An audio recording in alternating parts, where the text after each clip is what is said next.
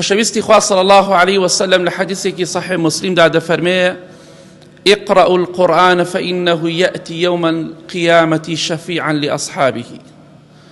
أي مسلمانان قرآني بيروز بخوينن، چونك قرآني بيروز لروجي قيامتها ديت شفاعت بو خاونكي دكات، شفاعت دكات كادكا لا إخوائي قورو مهربان بو أو كساني كه لدنيا دا خويندويانتوا كردويان بي كردوا.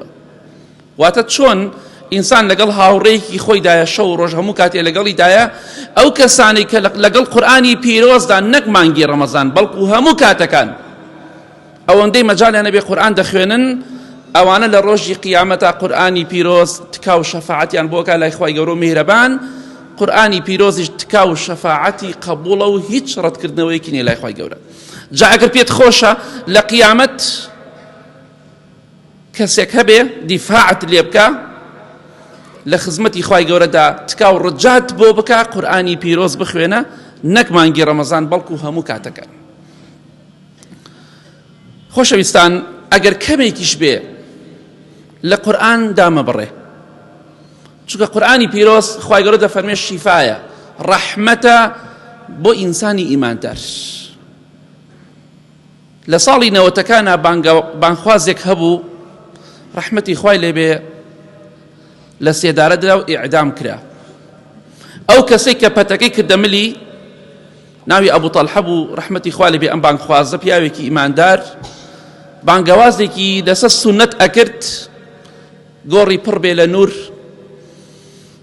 ڕژێمی بەعس ڕووخاو ئیعدامی کرد لەگەڵ کۆمەڵە گەنجێکی ڕوو لە خوادا. ئەو کەسێک کە پەتەکەی کردە ملی ئەبوو تەلحە دەڵێ پەتەکەم کردە ملی هاوڕێکەی، وتی لە ملی ئەو دایکە نەبیکە ملی من. سبحان الله. وتم بۆچی؟ ئەڵێ سەرم سوڕما ئەوانەی کە ئیعدامە کرێن هەموویان حەزەکەن هاوڕێکەیان لە پێشا ئیعدام کرێ، بەڵام ئەم وتی نە لەوی بکەرەوە بیکە ملی من جارەیە. وتم بۆچی؟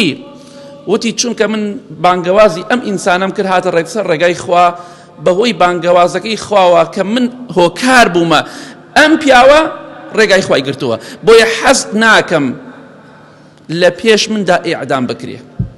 مادەم من هۆکار بوومە بۆ هیدایەتدانی لە پێشا خوای گەورە پاشان من، بۆیە حەز ناکەم لە پێش مندا ئیعدام کرێ. ئەڵێ پەتەکەم لە ملی ئەو کردەوە کردمە ملی ئەبوو تەلحە. ئەڵێ سوورەتی تاهای دەخوێنا قورئانی دەخوێنا لەو کاتەی کە لەو شوێنەدا بوو هەتاکو ئەو کاتەی کە چووە خوارەوە ئاخر ئایەتێ لە سوورەت تاها کە خوێنای ئەو ئایەتە بوو وەعەجیلت ئیلەیکە ڕەبی لیتەڕضا، خواگەن پەلەمە بۆ لای تۆ بۆی لێم ڕازی بی. ئەو ئایەتەی خوێنە و چۆ خوارەوە ڕەحمەتی خوای لێبێ.